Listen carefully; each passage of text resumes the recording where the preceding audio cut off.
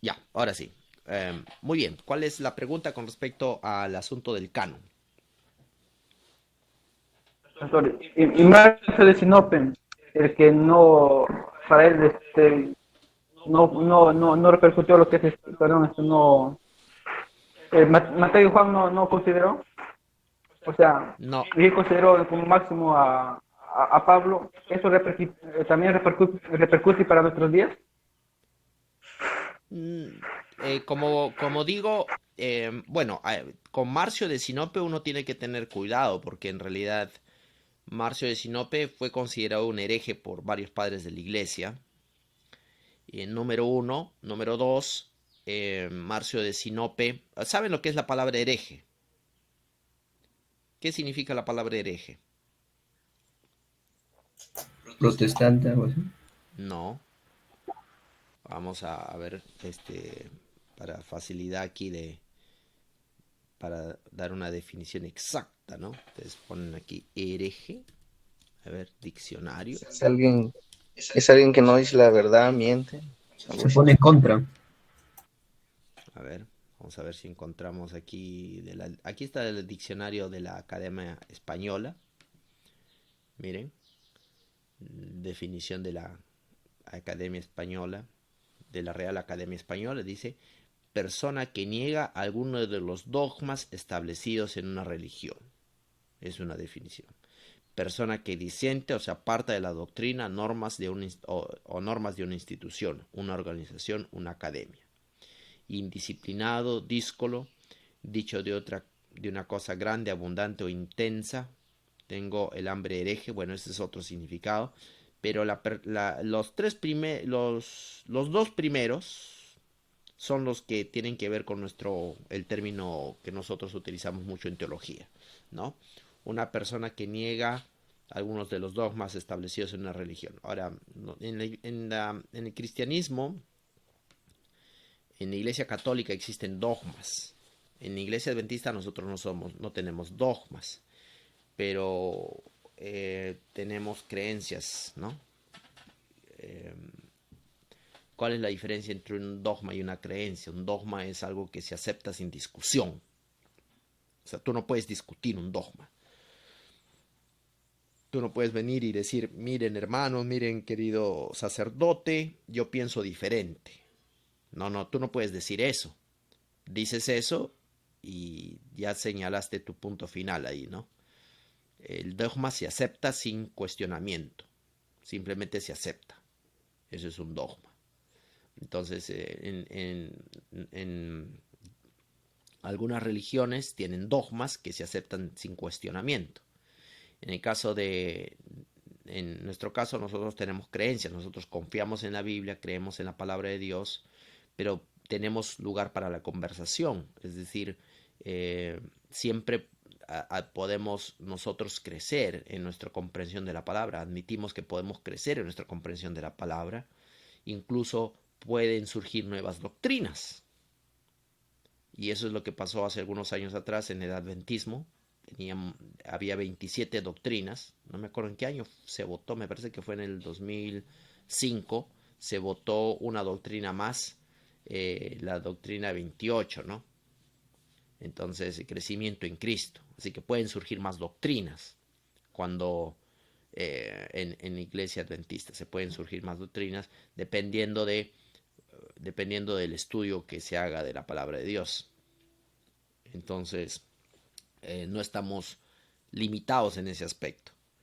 Y las doctrinas también están sujetas a una comprensión más profunda. Podemos comprender una doctrina un poco más profundamente de lo que lo entendíamos antes, si es que estudiamos perseverantemente y vamos a entender, a tener nueva luz, nueva comprensión de la palabra de Dios. Entonces no estamos estancados en un punto en la historia de nuestra comprensión de la palabra de Dios. Podemos crecer, hay lugar al crecimiento.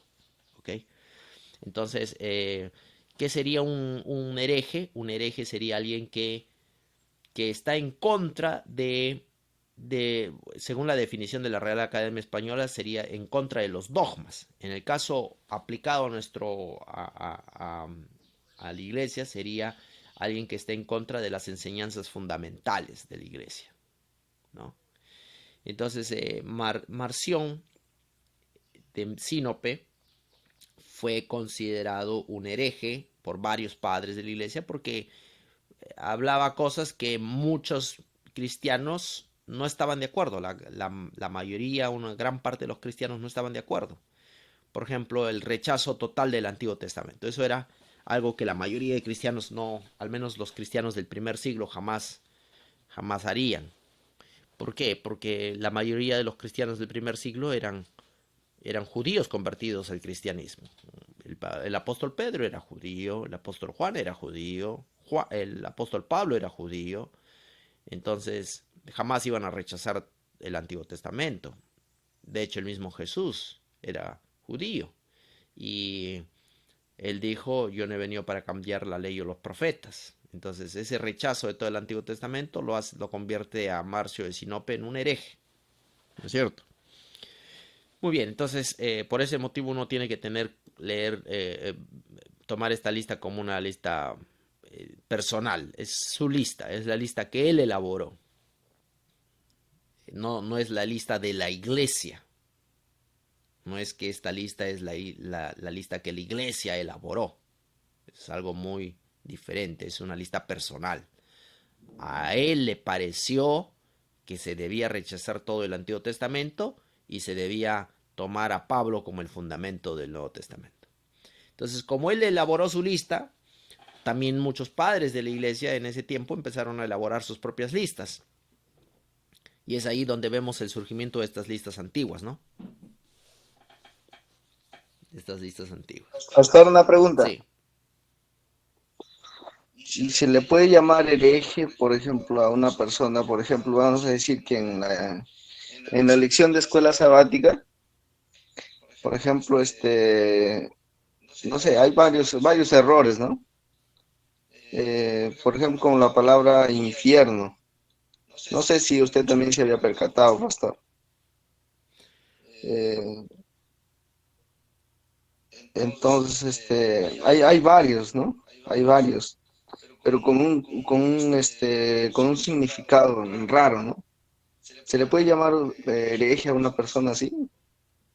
Bueno, eso que tú me estás mencionando quizá no me he percatado, pero lo que tú estás queriendo decir es que si una persona dice, por ejemplo, que está en contra o que está en desacuerdo con algo que menciona la lección de escuela sabática, que en Iglesia Adventista es un documento que es ampliamente leído, eh, y si tú dices, yo estoy en desacuerdo con esta parte que menciona la lección de la escuela sabática, entonces tú eres un hereje. ¿Esa es tu pregunta? Claro, no, pastor, sino la persona que escribió, bueno, porque si, por ejemplo, analizamos el texto, o sea, según lo que significa, lo que usted nos enseñó, ¿no? Sobre esa palabra, y cuando uno busca también en latín, es algo que realmente nos lleva a un conocimiento diferente, pues, ¿no? Entonces, cuando uno lee, dice que, o sea, es raro que un significado y además, el escritor, creo que ahí ha habido una equivocación. Ya, ok. Le voy a compartir, pastor, para que usted a ver lo pueda analizar allí, quizás me pueda dar un comentario por internet. Claro, por el WhatsApp. En la lección del día miércoles Ya. está, en la parte final. Ok, entonces, ya está bien. Vamos, pero voy a tu pregunta. Si se puede considerar, si se puede considerar hereje a alguien que escribe algo equivocado dentro de la iglesia. No, la respuesta es no. Porque recuerden lo siguiente, recuerden que no existe teólogo perfecto. La idea de un teólogo perfecto no existe. El catolicismo considera que el Papa está libre de errores, por ejemplo. ¿No? Él tiene el don de la infalibilidad, que él no puede cometer errores. Él, él tiene este don que le permite escribir ex cátedra, de tal manera que todo lo que escribe ya está al mismo nivel de la perfección de los escritos inspirados por Dios, digamos, ¿no? Entonces, ese es el don de la sucesión apostólica de Pedro, supuestamente. pero en realidad no existe tal cosa. Todos los teólogos somos seres humanos y como seres humanos estamos sujetos a errores y equivocaciones. No importa cuánto haya estudiado este teólogo. Puede haber teólogos que han estudiado muchos años, ¿no? Hay teólogos que se han pasado su vida estudiando y estudiando, tienen un doctorado, 2 doctorados, 3 doctorados, tienen mucho conocimiento, pero eso no los exime de los errores. Los errores siempre van a ser parte de la experiencia humana, ¿ok? Entonces, tener un error no significa que tú eres un hereje. Eso no significa. Pero sí hay varios, pastor. Ahora, Sí hay varios, pero comentando de la misma cosa. ok. Bueno, ahí entras en un terreno un poquito difícil de definir, ¿no? Por ejemplo, es cierto que a veces los teólogos escribimos cosas heréticas sin darnos cuenta. Y a veces decimos cosas heréticas. O sea, heréticas quiere decir herejías. Cosas que están fuera de las enseñanzas de la palabra de Dios. Y es más, los teólogos casi siempre estamos tentados a escribir herejías todo el tiempo. Todo el tiempo estamos muy cercanos a escribir herejías. ¿Por qué? Porque estamos tratando con la palabra de Dios. Y la equivocación se mezcla en nuestra interpretación de manera muy común. Entonces te voy a colocar un ejemplo, quizá para que me entiendas. ¿Por qué estás entrando en un terreno un poco difícil de definir? Guillermo Miller, ¿estaba en lo cierto con respecto a 1844 o no? ¿Estaba en lo cierto o estaba en lo equivocado? Sí. ¿Estaba en lo cierto? No, estaba equivocado, pastor. No, estaba equivocado. Con respecto a 1844 estaba equivocado en relación a lo que iba a ocurrir. Él pensaba que en 1844 iba a venir Cristo. Cristo no vino en 1844. ¿Podemos entonces considerar a Guillermo Miller un hereje? ¿Ah? No, porque ¿Por qué no? Sí, pastor. No, porque no van contra la doctrina de la Iglesia Adventista, sigue siguiendo lo mismo, pastor, porque vemos que si una persona se va contra de los principios de la Iglesia, se va contra de las doctrinas también. Pero en ese tiempo no estaba la iglesia adventista todavía. En ese tiempo no la luz, existía iglesia adventista. Claro, la pero en luz ese era, entonces, la luz era menor, pastor. ¿Se dan cuenta cómo no es fácil, o sea, de utilizar la palabra hereje? No es una cosa muy fácil de utilizarla. Hay situaciones en las cuales no es fácil decidir que una persona es un hereje o no es un hereje. Yo diría que el único que puede juzgar eso es Dios, ¿no? En el fondo, quién es y quién no es. Dios es el único que puede juzgar. De hecho, la Inquisición, uno de los problemas de la Inquisición es que ellos creían que tenían la autoridad para decidir quién es un hereje y darle el castigo respectivo. Entonces la Inquisición decía, estos son herejes, se apartan de la doctrina fundamental de la Iglesia católica, obviamente, son merecedores del castigo eterno. Y se los castigaba y se los juzgaba y se los torturaba, se los quemaba vivos, porque creían que tenían el derecho de decidir quién es un hereje y quién no es un hereje, y para eso se estableció un tribunal para tomar esas decisiones, el tribunal de la Inquisición. Ellos tomaban la decisión de decidir quiénes son herejes y quiénes no son herejes. Y basado en esas decisiones, estas personas eran castigadas. ¿Ah? quemadas. Pastor, en el caso también de los judíos, cuando salieron las sectas de los saduceos y los fariseos, bueno, en ese entonces podría también considerarse herejes a ellos porque tenían otros dogmas, ¿no? Unos creían que existían ángeles, otros no, otros creían en la resurrección y otros no. Claro, es Se decir, podría considerar eso también. claro, entonces, Y andaban juntos. entonces quizá en el caso de los saduceos y de los fariseos no sería tanto herejía, sino porque ellos no se oponían completamente, o sea, al judaísmo, ellos no estaban en contra del judaísmo, sino más que todo era una especie de interpretación diferente del judaísmo. Podría considerarse más una secta del judaísmo. Entonces existe interpretaciones propias de una religión, y esas interpretaciones propias de una religión, o digamos, no propias, sino diferentes, podría ser considerada una secta, ¿no? Una secta. Entonces, existe una línea muy tenue en realidad entre el sectarismo y la herejía, ¿no? No es tan fácil definir eso.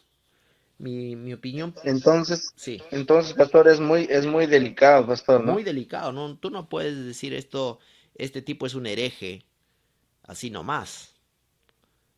Porque incluso el apóstol Pablo habla de cuidar de cuidarnos a nosotros mismos de juzgar. Ahora, sin embargo, así como debemos cuidarnos de no juzgar, también es importante eh, eh, tener claro cuáles son las enseñanzas fundamentales de las escrituras. Por ejemplo, hay enseñanzas fundamentales de las cuales no hay discusión. Es decir, estas enseñanzas son claras, todos estamos de acuerdo en esto, y es como la luz del día. Y el que está, digamos, eh, el que habla de otra manera es obviamente está errando a todas luces. Vamos a poner un ejemplo. ¿Cuál sería una de estas enseñanzas que estarían equivocadas? Decir, por ejemplo, que Dios, ¿no? Que Dios es casado, que Dios es casado y que tiene esposa y que tiene hijos, ¿no? En las escrituras no tenemos ninguna enseñanza con respecto a eso, ¿no? Otra cosa que podríamos decir, ¿no? Que Jesucristo, o que el Antiguo Testamento, justamente lo que dijo Marcio, ¿no? Lo que dijo Marcio, que el Antiguo Testamento no es revelado por Dios, ¿no? O no es completamente inspirado, ¿no? Se debe rechazar el Antiguo Testamento. Eso es una herejía, evidentemente a todas las luces, ¿no? Entonces, al menos desde el punto de vista de la tradición judío-cristiana, ¿no? Desde el punto de vista de la tradición. Ahora, si tú eres un ateo es otra cosa, pero desde el punto de vista de la tradición judío-cristiana, rechazar el Antiguo Testamento sería una herejía. Entonces, hay enseñanzas centrales que, si tú estás en contra de esas enseñanzas centrales, te convierten en un hereje a todas luces, ¿no? A todas luces. Ahora, si hablamos un poco más particularmente, dentro del adventismo también existen enseñanzas fundamentales, ¿no? Que podrían, si alguien enseña otra cosa dentro de la iglesia, del movimiento de la iglesia adventista, diferente de estas enseñanzas, estas creencias fundamentales del adventismo, puede ser considerado un hereje dentro del adventismo. ¿Ok? Nosotros podríamos considerar, por ejemplo, una de las enseñanzas fundamentales dentro del adventismo es el sábado. Y nosotros consideramos que el sábado es el día del Señor. En ese sentido coincidimos con los judíos. Los judíos consideran lo mismo. Y si nosotros decimos, y si alguien por ahí se levanta y dice, no, el sábado no es el día del Señor, es el miércoles, y viene enseñando que el miércoles es el día del Señor, eso de ahí es una herejía a todas luces, ¿no es cierto? Entonces, dentro de la Iglesia Adventista sí podríamos considerar eso una herejía. Eso es dentro de nuestra forma de nuestras creencias. Ahora recuerda que nuestros herejes pueden no ser los herejes de otros. Entonces, podría ser que nosotros, por ejemplo, nosotros consideramos una herejía decir que el domingo es día del Señor, porque según lo que nosotros entendemos en la palabra de Dios, el sábado es el día del Señor, jamás fue cambiado, está en nuestras enseñanzas fundamentales de la Iglesia Adventista. Nosotros consideramos que el sábado es el día del Señor. Pastor, Pero nosotros consideramos, si alguien viene y dice que el domingo es día del Señor, nosotros consideramos es una herejía. Sin embargo, nuestro hereje dentro de nuestra iglesia no es considerado un hereje dentro del catolicismo, porque los católicos dirían, no, vente hermano, tú estás en lo cierto. Entonces, ahí está el problema. Nunca nos vamos a poner todos de acuerdo en quién es un hereje y quién no es un hereje, ¿no es cierto? Pero dentro de la iglesia adventista nosotros tenemos algunas enseñanzas fundamentales. Entonces, como ven, el asunto de decidir quién es un hereje y quién no es un hereje es bastante difícil, pero dentro del Pastor, adventismo, por eso, dentro del por eso adventismo, le llamamos disidentes. ya los disidentes son justamente están en esa línea de la herejía, ¿no? Están en la línea de la herejía. Los disidentes, pastor, sí, habiendo tantas religiones en el mundo y teniendo todos diferentes dogmas dentro de su iglesia, de alguna u otra manera, nosotros desde una postura adventista, mirando a otra religión, consideraríamos algunas creencias de ellos como eh, falsas, ¿no? O sea, que no se pueden creer. Y ellos ven lo mismo de nosotros. claro, Entonces, estaríamos en un círculo lleno de ideologías o de dogmas que para algunos es verdad, para algunos no. claro. Entonces, como cada religión dice también tener la verdad, pienso que crea realmente una confusión en las personas que no conocen mucho de religión o que saben muy poco de Dios. Así es. Entonces, todos dicen tener la verdad, pero entonces, ¿cuál es la verdad? ¿No? Se preguntaría uno que no conoce absolutamente nada. Ya. Ahora, aquí, este es un tema filosófico enorme realmente, ¿no? No va a ser fácil responder ese tema aquí solamente en esta clase, pero básicamente yo diría, a ver, vamos a ver cuánto tiempo me queda. Me quedan unos 10 minutos. Yo diría lo siguiente, ¿no? Miren, nosotros como adventistas, nosotros consideramos los adventistas y lo mismo que consideramos nosotros lo consideran los testigos de Jehová, lo consideran, cada movimiento religioso considera lo mismo. Nosotros consideramos que tenemos una comprensión correcta de la palabra de Dios, ¿no es cierto? Y nosotros consideramos que nuestra comprensión de la palabra de Dios es la más cercana a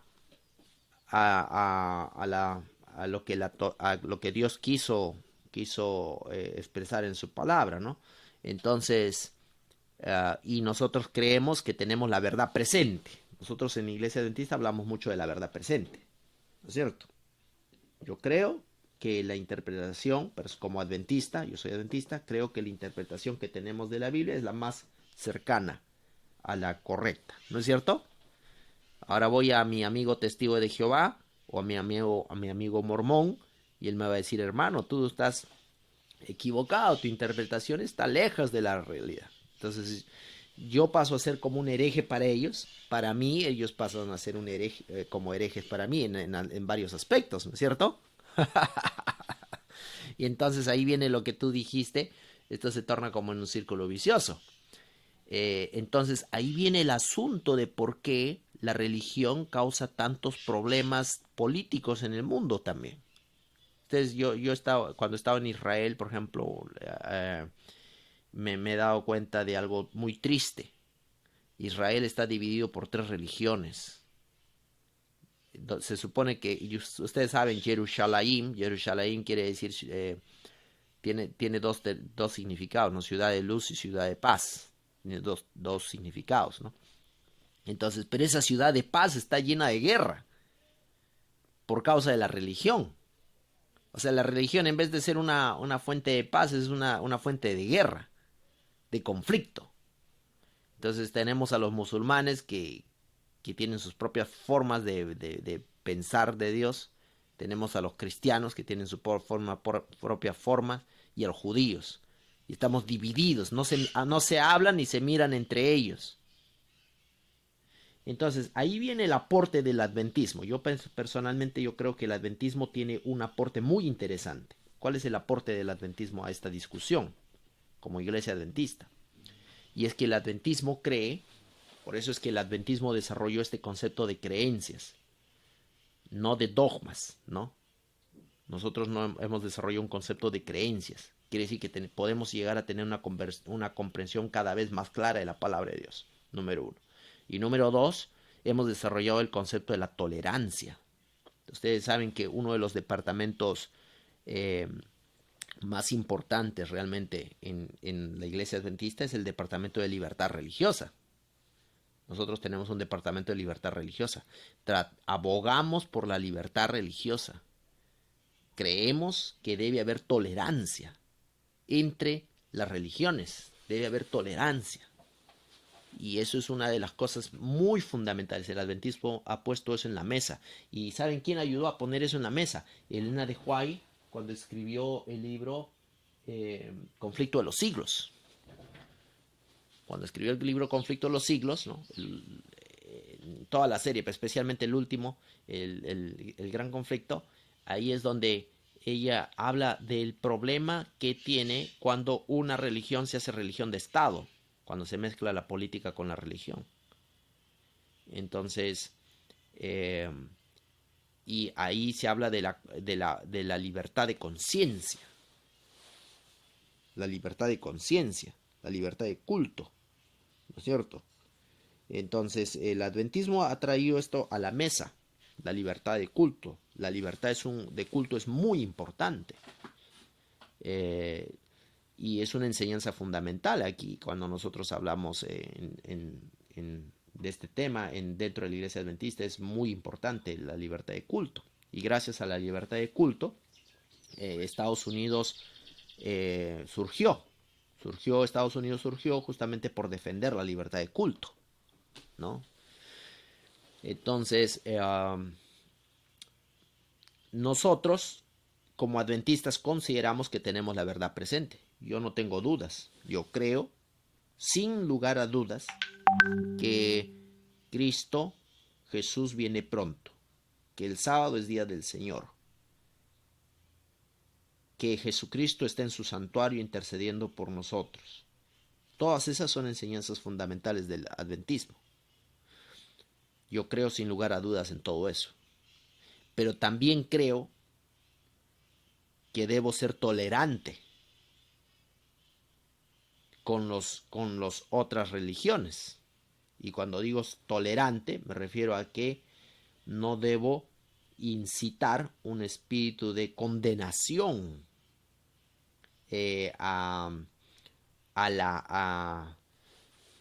un espíritu de condenación y odio. Eso no debe existir. Pero sí puedo entrar en debate. Eso no quita. El adventismo siempre ha entrado en debate. Los adventistas siempre hemos entrado en debate. Yo puedo arguir y puedo argumentar. Miren, queridos hermanos, testigos de Jehová, ustedes están equivocados en esto. Eso es lo que nosotros pensamos. Pero esa conversación siempre es una conversación como Cristo la tenía, ¿no? Como Cristo se dirigía a los fariseos. Si uno lee el camino a Cristo, siempre sus palabras estaban llenas de amor. El amor siempre estaba en sus enseñanzas. Entonces, uno puede enseñar la verdad con amor. Eso es algo muy importante. ¿Ok? Entonces, cuando nosotros hablamos de la palabra de Dios a otras religiones, a un testigo de Jehová, a un mormón, tenemos que hablarla con amor. con amor, no con espíritu de condenación, sino con espíritu de amor. Amén. ¿Ok? Entonces, eso va a ser la diferencia realmente. Ahora, obviamente, no te debe quedar en ningún lugar a dudas de que tú puedes, tú puedes llegar a tener una comprensión cada vez más profunda de la palabra de Dios. Cada vez si te consagras, puedes llegar, el Espíritu Santo te puede guiar y te puede guiar a entender la verdad. Y esa guía que vas a tener, ¿no? Con la cual vas a ir guiándote, dejándote guiar, el Señor te va a ir mostrando cada vez más y más cómo es su palabra. Ahora lo que vemos en este asunto del canon es que una piedra fundamental del canon es Jesucristo. ¿Cuál es, así como yo les mencioné, cuál es la piedra fundamental del canon del Antiguo Testamento? ¿Cuál es? Cristo. ¿Ah? ¿Cuál es la piedra fundamental del canon del Antiguo Testamento? ¿Cuál es? Pentateuco. El Pentateuco. Pentateuco, El pastor. Pentateuco. La piedra fundamental del canon del Antiguo Testamento es el Pentateuco. Todos los escritos que venían después del Pentateuco eran juzgados por el Pentateuco. ¿Cómo sabemos que Jeremías era canónico o no? Porque teníamos que comparar a Jeremías con el Pentateuco. Si Jeremías estaba equivocado o no, vamos a compararlo con el Pentateuco, a ver si Jeremías está hablando cosas equivocadas o no. Los judíos tomaban sus decisiones basado en esa comparación. La ley de Moisés era el canon, con la cual se debía medir todos los escritos que venían después. ¿Ok? Sin embargo, y ahí viene el asunto, cuando Jesucristo vino, ¿qué cosa dijo Jesucristo? De mí escribió Moisés. Y ahora viene entonces el asunto. Es cierto, el Pentateuco es la piedra fundamental del Antiguo Testamento, pero entonces, ¿quién es el tema central del Antiguo Testamento? De esa piedra, de ese canon, el Pentateuco. ¿Cuál es esa piedra? Realmente, ¿quién es la piedra? ¿O quién es la roca del Antiguo Testamento? Entonces es Cristo. Cristo mismo es la piedra fundamental del Antiguo Testamento. Porque Jesucristo dijo, de mí escribió Moisés. Y si uno estudia el Pentateuco, se va a dar cuenta que eso es real. Las fiestas sacrificiales, los ritos, todo apuntaba al Mesías, a Cristo. Entonces, Cristo era la piedra fundamental del Antiguo Testamento. Así como Cristo es la piedra fundamental del Antiguo Testamento, del canon del Antiguo Testamento, con el cual había que medir todos los escritos. ¿Por qué estos libros son apócrifos? ¿Por qué son apócrifos? Porque no están de acuerdo con la piedra fundamental de la ley, que es Cristo. Así como ocurría con el Antiguo Testamento, ocurre con el Nuevo Testamento. ¿Quién es la piedra fundamental del Nuevo Testamento? ¿Quién es? Cristo. Cristo es la piedra fundamental. Marcio cometió un error. Su error de Marcio fue intentar hacer a quién la piedra fundamental del Nuevo Testamento. ¿Cuál fue su error?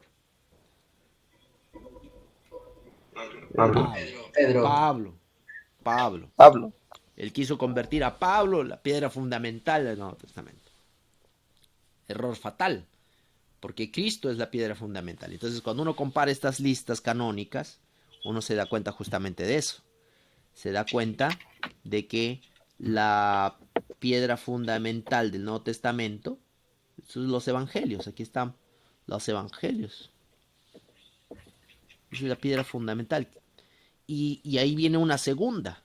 Entonces, en consecuencia, todo aquel que ha sido testigo ocular o que ha estado relacionado lo más cercano a la vida de Cristo, entonces forma parte de este canon del Nuevo Testamento. Ahí hablamos del apóstol Juan, del apóstol Pedro, ¿no es cierto? Que tenga este sello apostólico de haber estado relacionado a esto. a esta piedra fundamental. Ahí hablamos del apóstol Pablo, aunque Pablo mismo no era, él se llama así, a sí mismo discípulo abortivo, pero él estaba relacionado a Cristo, ¿no? De esta manera especial, pero era apóstol. Entonces el sello apostólico es muy importante. Tenemos a Pedro, Pablo y Juan, todos relacionados a la piedra fundamental que es Cristo, ¿no es cierto? Entonces ahí está claro como el agua. ¿Por qué elegimos, por qué nos quedamos con 27 libros? ¿Por qué nos quedamos con 27 libros y no con 30? ¿Por qué no lo consideramos a Pastor de Hermas en la lista? ¿Por qué no lo consideramos a los otros? Justamente por ese asunto.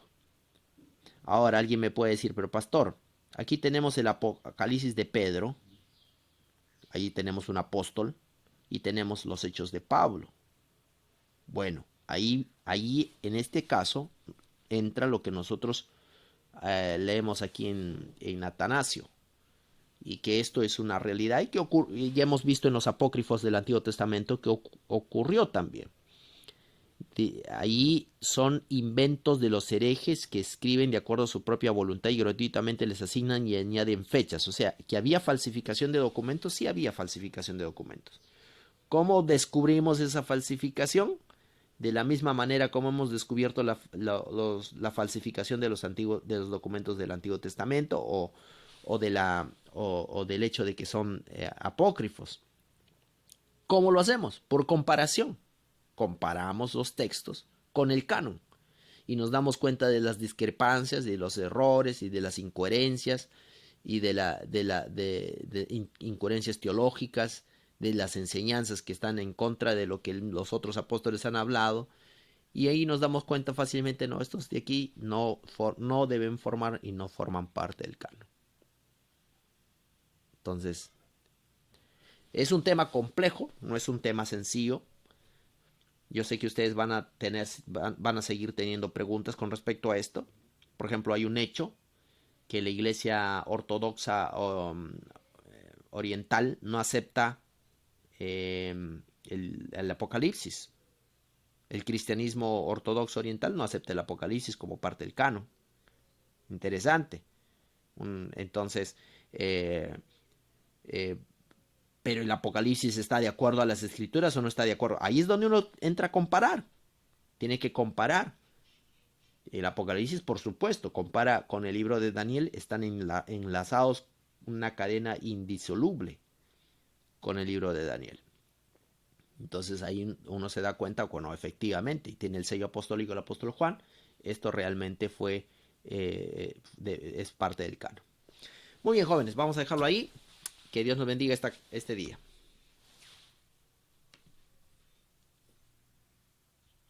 Amén.